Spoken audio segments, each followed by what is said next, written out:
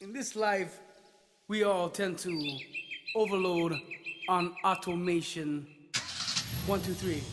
Ho! What's up, everybody out there? This is Ed and Quinn, Loud from Maui, episode 44.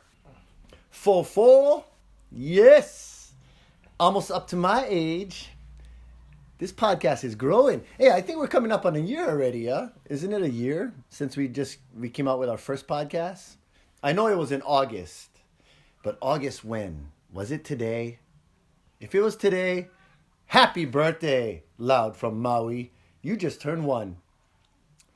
Hey, the podcast is older than Kamoho.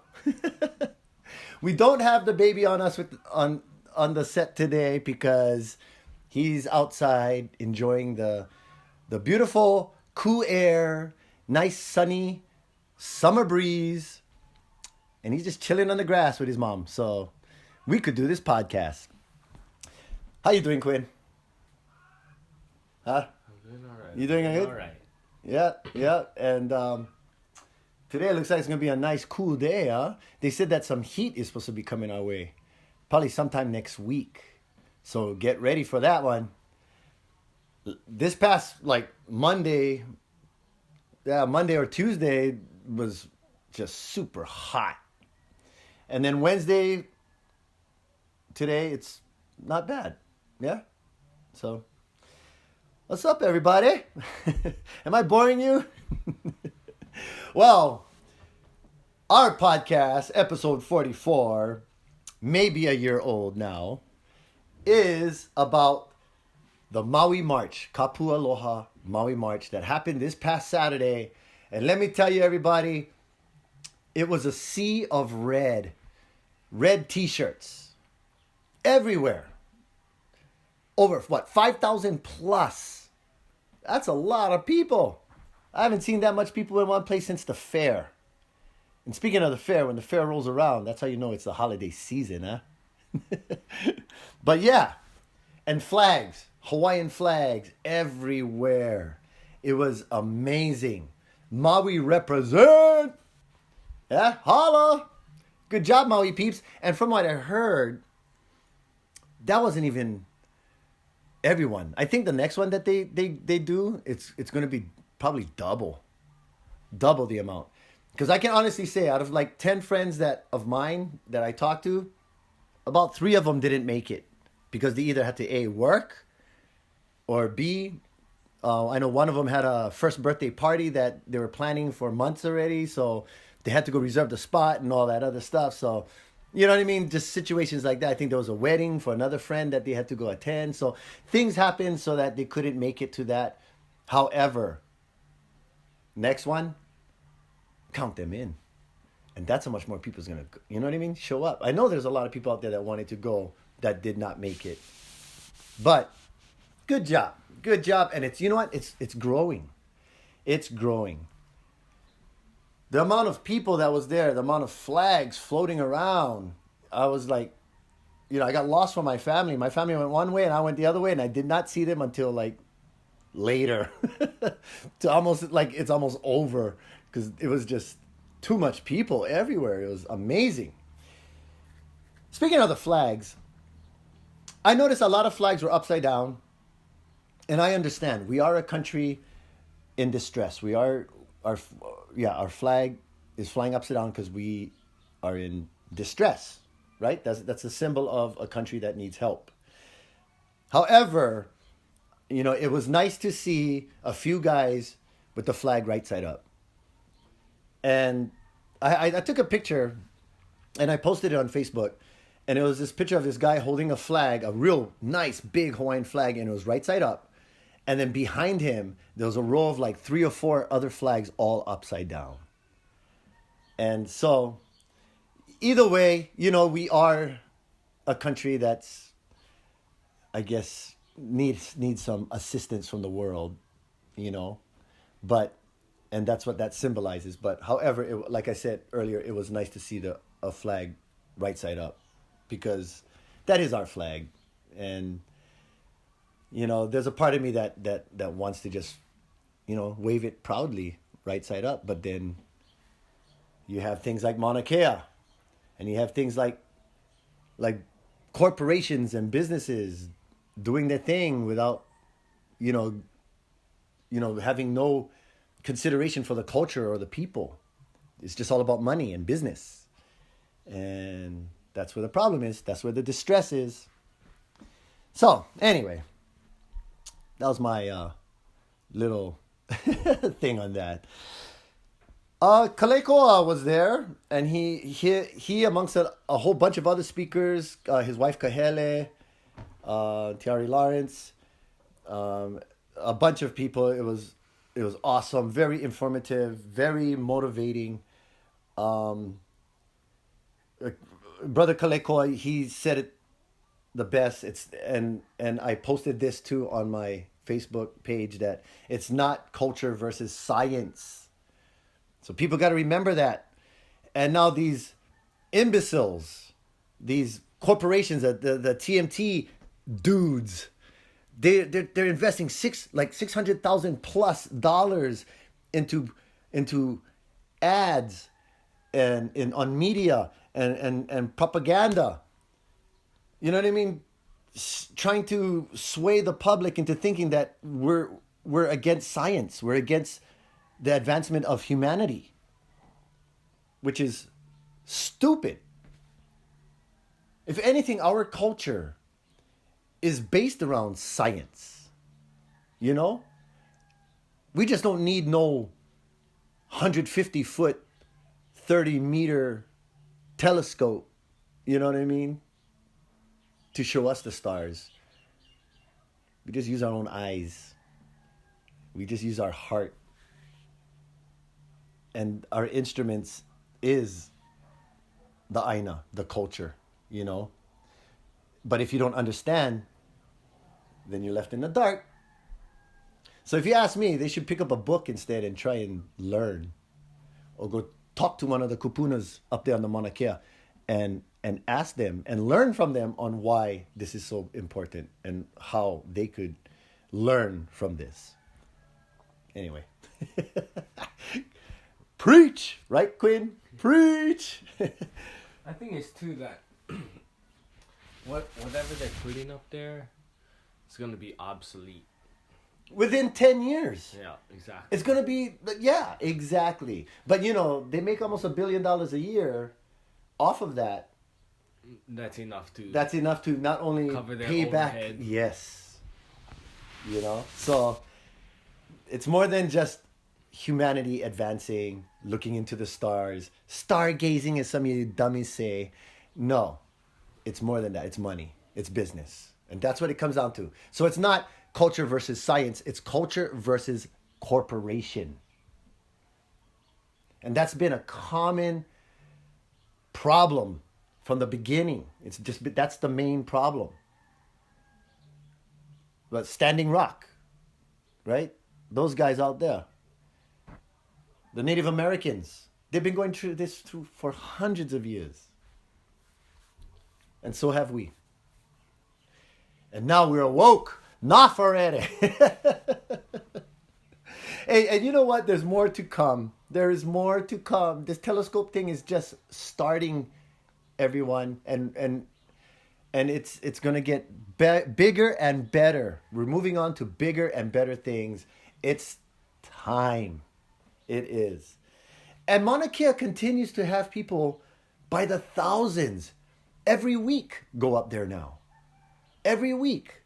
So if you ask me, I don't think they would be able to even bring anything up there to build construction-wise just because of the mass people up there constantly. It's getting to the point where, and they're all being educated up there, everyone. It's not like they're just a bunch of rebels walking around waving flags. No, these are intelligent Hawaiians and local people that is volunteering their time to not only educate the Hawaiians, but the public, everyone, about the importance of this. Whew. And speaking of fights, let's move on. You have anything to say? That you wanted to say about this past weekend, about what's going on? No? Did I touch all the bases? Yeah, I think I did. Hey, mahalo everyone for listening. I appreciate it. Yeah.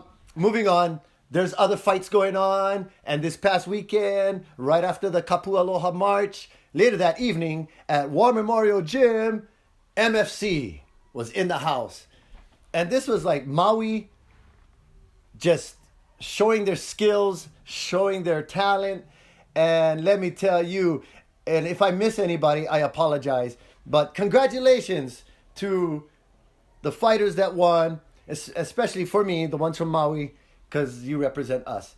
Vincent Silva, Tiani T-Bomb, Zach Zane, of course, Kendall Groves. You guys, awesome. Awesome. And, there's other fights where there was Maui versus Maui. And from what I heard, those were just awesome. But in that case, Maui was a winner and Maui was the loser. And that is mixed feelings, You don't want your brother to lose. You're from the same island. And everyone knows both people. So you're like, I want to cheer for this guy, but I don't want him to lose either. So it was awesome. Good job, Kendall. Mahalo for bringing the opportunity to the Maui boys so that they can represent. And hopefully there's more to come. And other fights out there, UFC. Cormier versus Miocic. Stipe.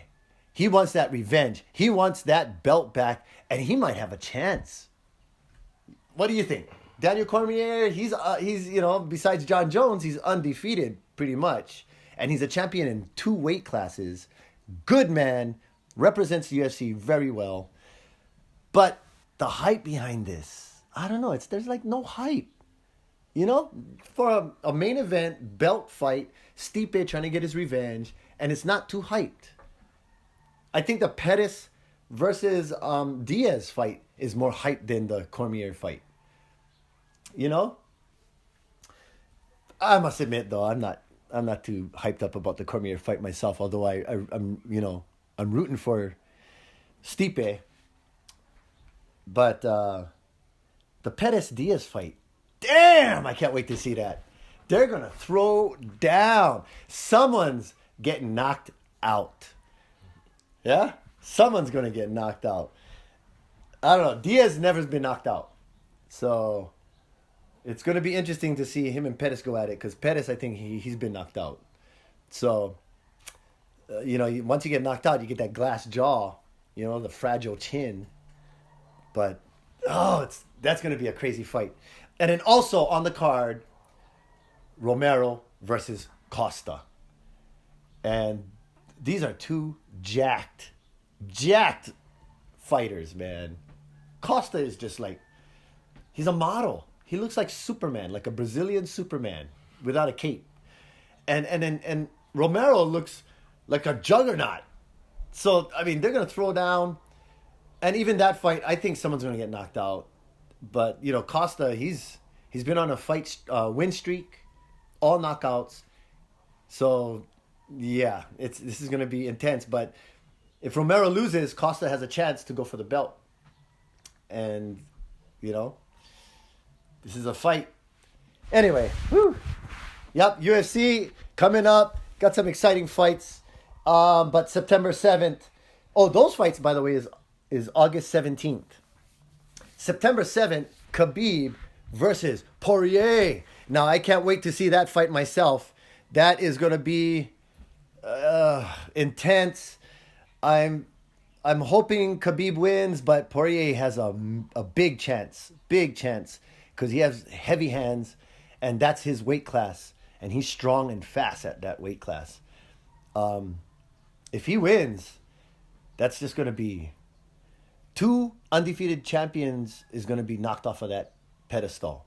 And what I mean by that is Ben Askren lost to Masvidal just recently, breaking his undefeated 0-loss record. And if Khabib loses, that's 2 in 1 year. So, that's intense, huh? Yeah, Quinn, are you looking forward to that one? I always want to watch Khabib fight. Yeah, because he has good hands too. But if he gets stuck in a stand-up game with Poirier, which very well could happen, he could get knocked out. Poirier has takedown defense. Yeah, but yeah, Poirier has good. So, and you know what I hope he doesn't try and do is like how Askren tried with Masvidal. Try and go for the shoot takedown in the beginning, and Masvidal came up with those flying knees. What? Knocked him out. So Khabib, yeah, I think he'd be smarter than that, but that could happen as well. Very good fights. Very good fights. Movies, everybody. Let's move into the movie section. You know, I messed up last week. The name of that movie is not called Hide and Seek. I don't know why I made shit up, guys. I tend to do that from time to time if I don't know what's what it really is. And it's not Hide and Seek. The name of the movie is called Ready or Not. And it's about a girl who marries a wealthy guy, or actually is getting ready to marry a wealthy guy. And he takes her home to his mansion to introduce him to his family, who ends up trying to hunt her down. And if she can survive 24 hours, then I guess it's all good. Welcome to the family. So imagine that, okay? And I like this type of movie because it's like it's a dark humor. It's not supposed to be, I guess, like a scary movie, like a horror movie. It looks more like comedy, but like dark comedy with grotesque scenes where people getting shot in the face and stuff, And I don't know, Quinn, has that ever, crossed your mind, like when you met Kapua and you met me at the mall? You're like, oh boy, what am I getting myself into? Gotta get some psyche val test. Imagine if she invited you to a mansion and she was rich. Is that like Meet the Fockers though? Remember that one? What, they were hunting him? No. Oh, because this one, they're trying to kill her ass, man. they're trying I'm talking crossbows, guns, bow and arrows, like hatchets. And then if she survives. So they tell her, they're in the dining room, and if go check it out on the trailer. No, but if she survives, she gets to still marry that guy. Yeah. And she'll still be willing. I don't know. That's what I mean. It's funny. It's funny in a grotesque way. And I mean, and she goes with it too. She ends up running and hiding, and she ends up killing them and fighting back. And I mean, it looks like a crazy movie. I can't wait to see it. And it's one of those laughing, ha ha ha type of movie. And then, oh, oh damn. Like, those cringe type movies, where you cringe on certain parts. Anyway, yes, it's not hide and seek. It's called Ready or Not. Look it up. Looks funny. Another movie that looks really good, looks really funny, is Good Boys. And if you watch the trailer, the beginning starts off with Seth Rogen, or Rogen. I hope I'm saying it right. Rogen. Seth Rogen, and he's talking to the three boys that's in his movie. And he's telling them, hey, guys, I know you're in this movie and all, but because of your age, you can't watch the trailer. And they're like, what? And then he's like, yeah, you can't watch the trailer. In fact, you can't even watch the movie. And then one of the boys is like, that's fucked up. And he's like, I know. You know what's worse than that?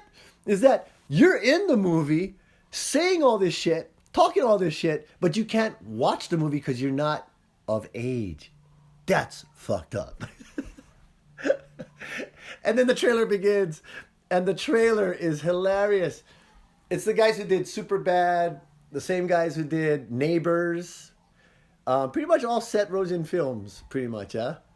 And it looks great. It's like how Adam Sandler got that Happy Gilmore Productions together. I think Seth Rogen, this is his, because they also did Sausage Party, that weird cartoon about the food and sexual innuendos. I never saw it, but I heard it was pretty gross. It's like gross humor, But there's a scene where they go in the room, and it's on the trailer, so it's not a spoiler alert. But there's a part where they go in a room into the kid's parents' room because he told his friends that he found his parents' weapons.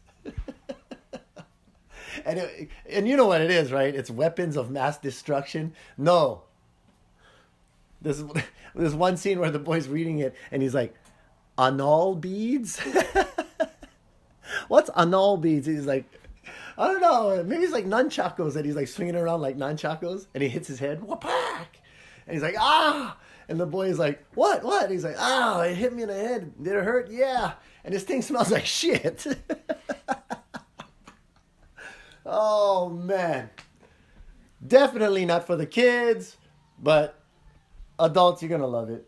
I know you are. It's one of those dark comedy type humor movies that on some parts you're laughing, ha ha ha, and then other parts you're like, oh damn, I don't believe that just happened. Anyway, yeah. What else? What else? Other movies out there? That one movie that you were looking at, 47 meters. Oh, yeah. Now this is part 2. I didn't see the movie. Quinn, you want to tell everybody how the first one was? 47 meters. Yeah, it was lame. It ended lame. Yeah. I didn't like the ending. Yeah, how did it end? And if you didn't see it out there, spoiler alert, 47 meters. This is the first one that we're talking about, man. Not the second one that they're releasing now. How did that end? I want to know. I don't really remember. She like shoots her hand with a spear gun. Right. And first of all, then she would have died. But she shoots her own hand and ends up surviving that. But why did she shoot her hand? I don't know. She's like panicking because she's trapped in the cage. Okay. And I don't know, the shark's around and she ends up shooting herself. And she doesn't have enough oxygen because her tanks are low. Yeah. So she's getting all... So she's trapped in a cage. She can't get out of the cage to go back up. So why can't the guys up there on the top of the boat crank her up? I didn't see the movie, so I don't know. I think the crank broke. That's why they dropped all the way that way. Oh, okay. So, all right. String. All right. Because 1 meter is 3 feet, right? Mm-hmm. So 47 meters is what? 3 times 47, right? So that's what? 141 feet? Yeah, 140 feet, something like that? No ways. That's like 2,000 something. Not. 200 something feet. Oh, okay. So let's say it's about that deep, right? Yeah, you're screwed. You're screwed. You can't get out of the cage because those sharks will grind you. And everyone who tries to save you ends up getting eaten in front of your eyes, right? Mm-hmm. Screw that movie. That's why I didn't watch that movie, because I don't like sharks and I don't like being stuck underwater. I just didn't like it because then she ends up going up and getting out. After she shot her own hand? Yeah, she ends up escaping somehow. But when she gets back on the boat, it's like all an illusion. And then at the end, she's still trapped in the cage. Oh my god! That sucks! So how would you rather die? Drown or get eaten by a bunch of sharks trying to make it to the top? I don't know, drown probably. Frick that. I would use a spear and fight back, but you cannot though, eh? But I don't know, because she got the bend, or I don't know, not the bends, but when you don't have oxygen. Right, well, like yeah, your you tank die. is on zero, you get all dizzy. Yeah, right. I don't know, it was something about switching your tanks when you're down that deep or something. Well, if you get the bends, I believe the bends is when oxygen goes into your bloodstream. Yeah, I don't know if An oxygen bubble, because you surface too quick. Mm-hmm. You're supposed to go in sections, yeah? And well, if you're 200 feet under, I mean, you cannot just shoot straight up to the surface. Yeah. You'll die anyway. So either way, you're screwed. What a screwy movie. That's why I didn't watch that movie. No, it was pretty good until the end, though. That's why it was. Because you know she's I dead. didn't even remember. You know she dies. Yeah. You know she dies. Okay, so after all that happened, Then it was just. now they have a part 2? Yeah, I know. Okay, so Different what one. we're leading up to, guys, is that there's a 47 meters part 2, and it's called Uncaged. And knowing Quinn, he's probably going to watch that one too. So I talk smack about it. Oh, man. You know what I noticed? A lot of ocean type movies you watch, and I don't. But a lot of like action movies and race car movies and that kind of movies, I watch and you don't watch. Yeah? Because when we talk about it, I'm like, yeah, did you see it? You're like, no. I'm like, and then when you talk about like shark movies and all that, you ask me, I'm like, no. All I get to watch is Mickey Mouse and Mickey Mouse and I don't Puppy know, Pals. whatever cartoons are. Yeah, you're in that world now, man. That's I how. get to, You know when it gets bad is when you start memorizing the songs. You're doing the dishes and you're just singing. And you're like along. singing, I love you, you love me. And if you people out there know what I'm singing right now, you're a parent. Hey, so movies, got some good movies coming out. I probably won't watch that 47 Meters Part 2 Uncaged. But if you do, we'll talk about it in the future podcasts. It's gonna suck. It's gonna suck. Did you ever see Sharknado? I think they're up to like Sharknado 4. I'm not kidding, man. It's like no way. Well, they're making movies like that. Parts 1, parts 2, parts 3. How do they even make it? Well, I think those are like Spoof kind of. G-rated, not G-rated. Is it G-rated? B. B-rated movies. That's what it is. B-rated movies. Yeah. So, and you know, you have a people out there. You have a audience out there that is into that type of movies. You know, that type B-rated films, foreign flicks. They got that Bollywood stuff, you know, from India, which is actually making it mainstream now. Because they have that one movie coming out about Bruce Springsteen and that one Indian boy, how he ends up loving Bruce Springsteen and his music. And so he starts dressing like Bruce, cutting off his sleeves on his plaid shirts and, you know, singing songs like, you know, Born to Run and... Oh, yeah, I'm going to watch that movie just because I love Bruce Springsteen, too. Mm-hmm. And they have another movie called Yesterday, where, again, it's a Indian guy from India type, not Native American, India. And I guess he gets hit on the head, knocked out or something, and when he wakes up, no one's ever heard of the Beatles. So he starts singing a Beatles song, and everyone's like, wow, did you write that yourself? And he's like, no, John Lennon. And no one knows who John Lennon is, and it's called Yesterday. It seems interesting. My guess on it, and this is not a spoiler because I'm guessing, but I think he's in a dreamland, like your 47 meters.